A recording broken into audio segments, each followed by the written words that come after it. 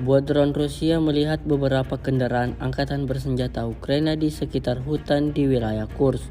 Tanpa buang-buang waktu, militer Rusia langsung menjalankan aksinya, meluncurkan serangan rudal Iskander tepat di titik target. Rekamannya ramai beredar di media sosial Telegram pada Rabu 7 Agustus 2024. Dapat dilihat dalam rekaman tersebut bagaimana dahsyatnya serangan tentara Rusia.